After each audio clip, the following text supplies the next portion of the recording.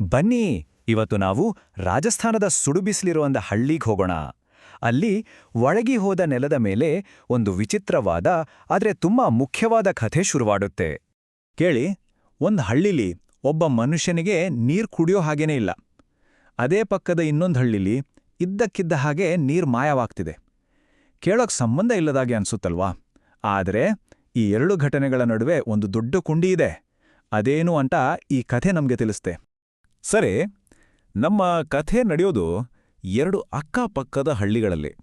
ಒಂದರಲ್ಲಿ ಬರಗಾಲದ ಚಿಂತೆ, ಇನ್ನೊಂದರಲ್ಲಿ ಒಂದು ವಿಚಿತ್ರ ರಹಸ್ಯದ ಭಯ. ಮೊದಲನೇ ಹಳ್ಳಿ ಬಿರುಕು ಅಂತ. ಇಲ್ಲಿ ಬರದಿಂದ ನೆಲವೆಲ್ಲ ಒಡೆದೋಗಿದೆ.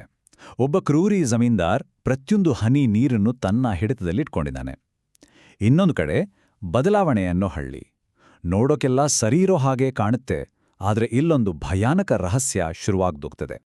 ಬಿರುಕು ಹಳ್ಳಿಯ ಸ್ಥಿತಿಯಂತೂ ತುಂಬಾನೇ ಕೆಟ್ಟದಾಗಿದೆ. ಅಲ್ಲಿನ ಮಂಗಳ ಅನ್ನೋ ಹೆಣ್ಮಗಳು ನೋವಿನಿಂದ ಹೇಳ್ತಾಳೆ, ನನ್ನ ಮಕ್ಕಳು ಬಾಯಾರಿಕೆಯಿಂದ ಸಾಯೋದನ್ನ ನೋಡಕ್ಕೆ ನನ್ನಿಂದ ಆಗಲ್ಲ ಅಂತ. ನೋಡಿ, ಪರಿಸ್ಥಿತಿ ಎಲ್ಲಿಗೆ ಬಂದಿದೆ ಅಂದ್ರೆ, ನ್ಯಾಯಕ್ಕಾಗಿ ಹೋರಾಡ್ಬೇಕಾ ಅಥವಾ ಮಕ್ಕಳ ಜೀವ ಉಳಿಸ್ಕೋಬೇಕಾ ಅನ್ನೋ ಸಂದಿಗ್ಧತೆಗೆ ಸಿಲುಕಿದ್ದಾರೆ ಅಲ್ಲಿನ ಜನ. ಸರಿ, ಈಗ ಬದಲಾವಣೆ ಹಳ್ಳಿಗೆ ಬರೋಣ.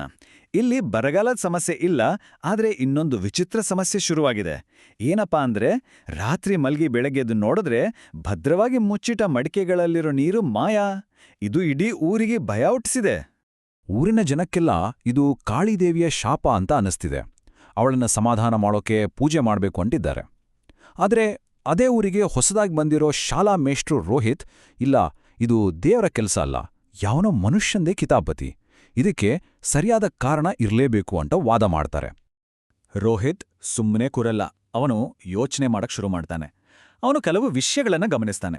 ಮೊದಲನೇದಾಗಿ, ನೀರು ಕಳ್ಳತನ ಆಗ್ತಿರೋದು ಒಂದೇ ಸರಿಗೆ ಒಂದೇ ಮನೆಯಲ್ಲಿ. ಎರಡನೇದಾಗಿ, ಯಾವಾಗ ಮನೆಯಲ್ಲಿ ಯಾರೂ ಇರಲ್ವೋ ಆವಾಗ್ಲೇ ನೀರು ಮಾಯ ಆಗ್ತಿದೆ. ಅವನು ಕೇಳ್ತಾನೆ, ನೋಡಿ, ಇದು ನಿಜವಾಗ್ಲೂ ದೇವಿಯ ಕೋಪ ಆಗಿದ್ರೆ ಒಂದೇ ಸರಿಗೆ ಎಲ್ಲಾ ಮನೆಗಳ ನೀರು ಖಾಲಿಯಾಗ್ಬೇಕಿತ್ತು ಅಲ್ವಾ? ಆತನ ಈ ಚಿಕ್ಕ ಪ್ರಶ್ನೆ ಜನರ ನಂಬಿಕೆಯನ್ನ ಅಲುಗಾಡ್ಸತ್ತೆ. ಹೀಗೆ ಇದು ಖಂಡಿತ ಮನುಷ್ಯನ್ ಕೆಲ್ಸ ಅಂತ ರೋಹಿತ್ಗೆ ಪಕ್ಕಾ ಆಗತ್ತೆ. ಇನ್ನು ಸುಮ್ಮನೆ ಕೂತ್ರೆ ಆಗಲ್ಲ ಅಂತ ಅವನು ಊರಿನ ಮುಖ್ಯಸ್ಥರ ಜೊತೆ ಸೇರಿ ಆ ಕಳ್ಳಲನ್ನ ಹಿಡಿಯೋಕೆ ಒಂದು ಪ್ಲಾನ್ ಮಾಡ್ತಾನೆ. ಪ್ಲಾನ್ ತುಂಬಾನೇ ಸಿಂಪಲ್, ಆದ್ರೆ ಪಕ್ಕಾ. ಊರಿನ ಮುಖ್ಯಸ್ಥರು ತಾವು ರಾತ್ರಿ ಊರಲ್ಲಿ ಇರಲ್ಲ ಅಂತ ಎಲ್ಲರಿಗೂ ಕೇಳೋ ಹಾಗೆ ಹೇಳ್ತಾರೆ. ಅಷ್ಟೇ ಅಲ್ಲ, ಮನೆ ಖಾಲಿ ಇದೆ ಅಂತ ತೋರ್ಸೋಕೆ ಬಾಗಿಲ್ಗೆ ಬೀಗನೂ ಹಾಕ್ತಾರೆ.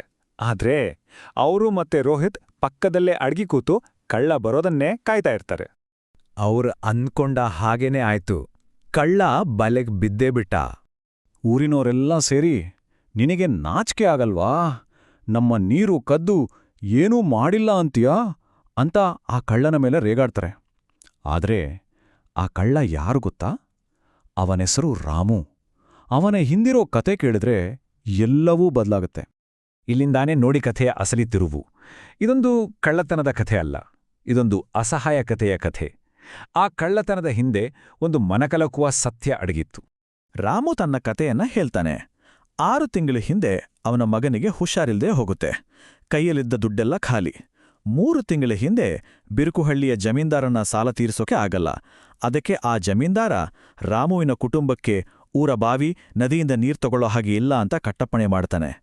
ಕೊನೆಗೆ ಬೇರೆ ದಾರಿ ಕಾಣ್ದೆ ಮಗನ ಜೀವ ಉಳಿಸೋಕೆ ಕಳೆದ ವಾರದಿಂದ ಪಕ್ಕದ ಹಳ್ಳಿಲಿ ನೀರ್ ಕದಿಯೋಕೆ ಶುರು ಮಾಡಿದ್ದೆ ಅಂತ ರಾಮು ಕಣ್ಣೀರ್ ಹಾಕ್ತಾನೆ. ಅಂದ್ರೆ ನೋಡಿ, ಈ ಕತೆಯಲ್ಲಿ ನಿಜವಾದ ಕಳ್ಳ ರಾಮು ಅಲ್ಲ, ಆ ಜಮೀನ್ದಾರ್.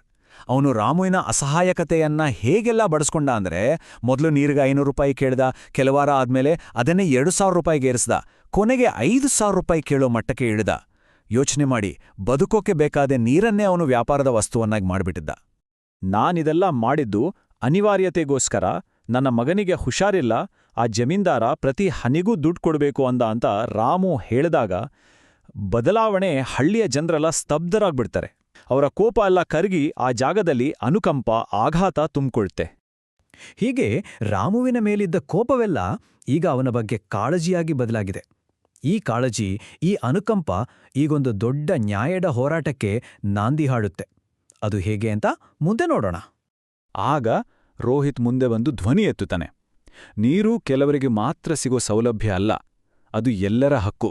ಆ ಜಮೀನ್ದಾರನಿಗೆ ಶಿಕ್ಷೆ ಆಗ್ಲೇಬೇಕು ಅಂತ ಗಟ್ಟಿಯಾಗಿ ಹೇಳ್ತಾನೆ.